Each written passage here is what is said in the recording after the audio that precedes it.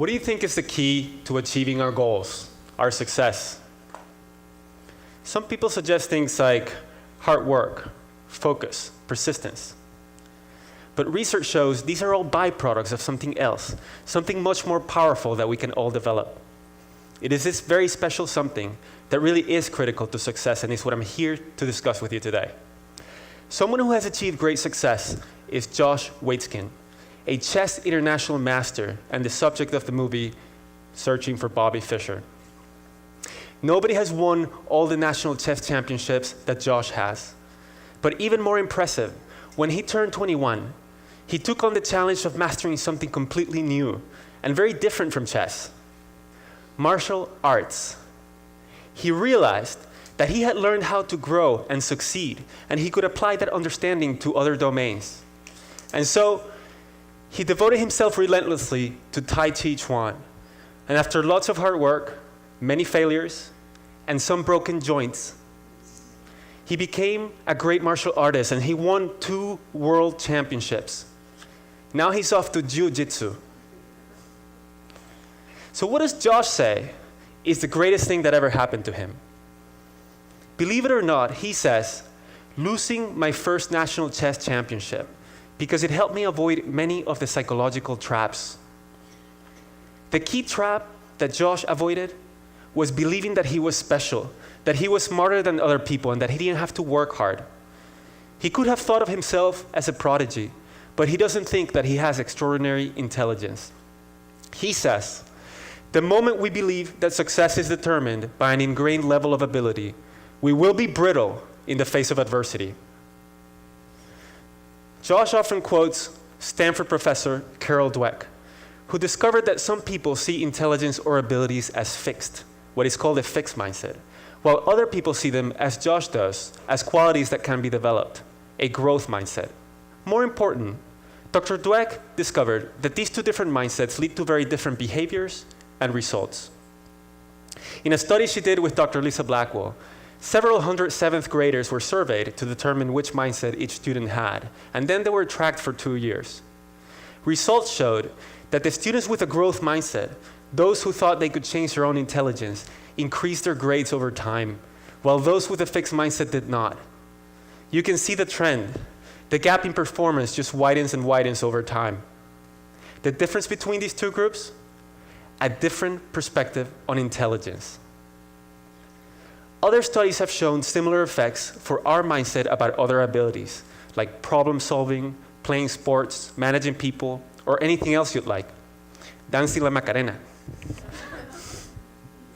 The key to success is not simply effort or focus or resilience, but it is the growth mindset that creates them. The mindset itself is critical.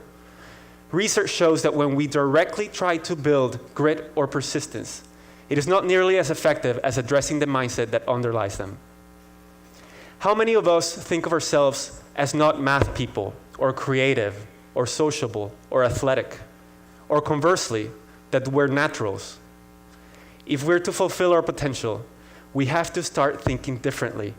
We have to realize that we're not chained to our current capabilities. Neuroscience shows that the brain is very malleable, and we can change our own ability to think and to perform. In fact, many of the most accomplished people of our era were thought of by experts to have no future. People like Charles Darwin, Lucille Ball, Marcel Proust, and many others.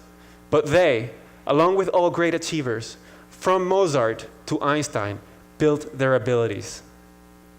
But the key insight that I would like you to walk away with today is that when we realize that we can change our own abilities, when we have a growth mindset, we bring our game to new levels. So how does a growth mindset do that? It turns out that there are physiological manifestations to mindset. Brain scans show that for people with a fixed mindset, the brain becomes most active when receiving information about how the person performed, such as a grade or a score. But for people with a growth mindset, the brain becomes most active when receiving information about what they could do better next time. In other words, people with a fixed mindset worry the most about how they're judged, while those with a growth mindset focus the most on learning. There are other consequences of mindset. People with a fixed mindset see effort as a bad thing, something that only people with low capabilities need, while those with a growth mindset see effort as what makes us smart, as the way to grow.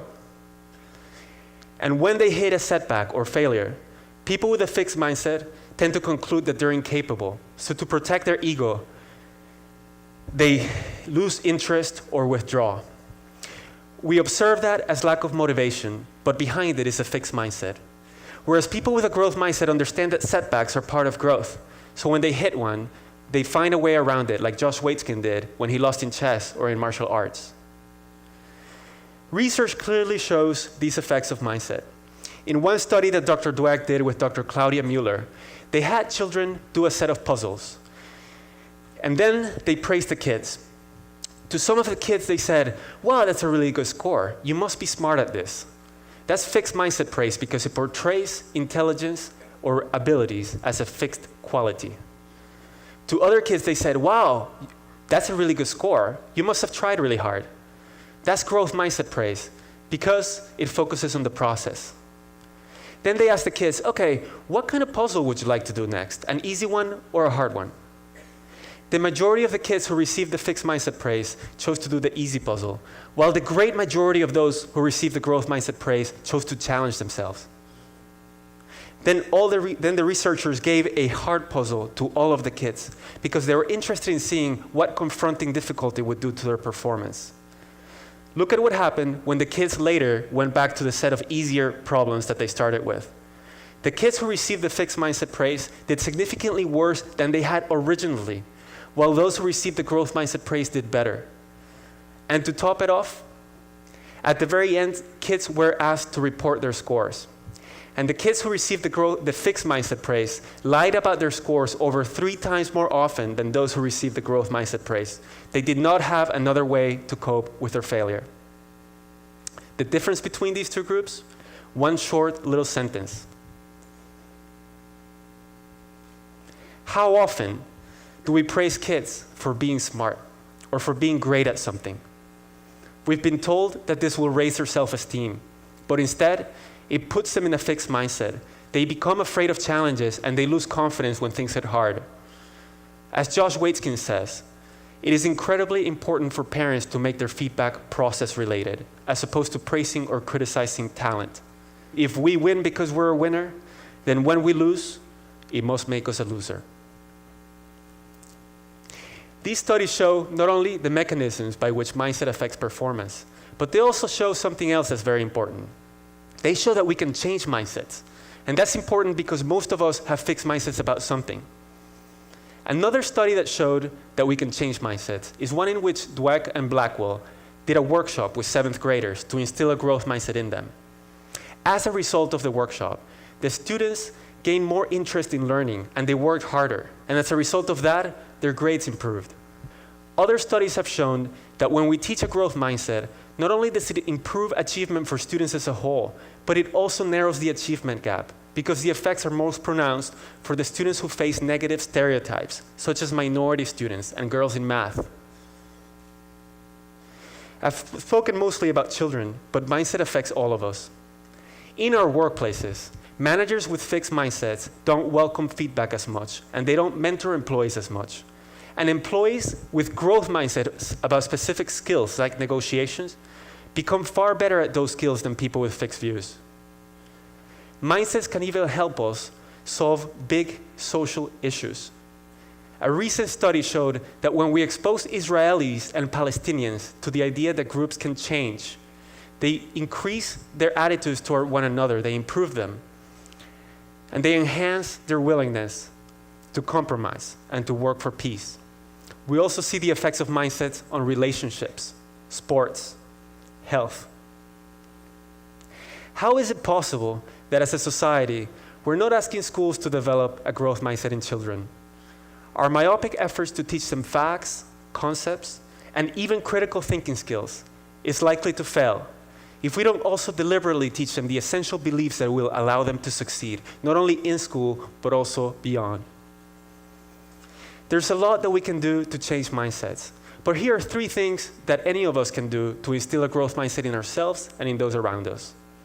First, recognize that the growth mindset is not only beneficial, but it's also supported by science.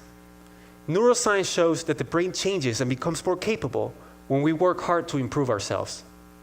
Second, Learn and teach others about how to develop our abilities. Learn about deliberate practice and what makes for effective effort. When we understand how to develop our abilities, we strengthen our conviction that we're in charge of them. And third, listen for your fixed mindset voice. And when you hear it, talk back with a growth mindset voice. If you hear, I can't do it, add, yet. My request to you today is that you share this knowledge about the growth mindset with your family, friends, and schools, so that all of us can go and fulfill our potential. Thank you.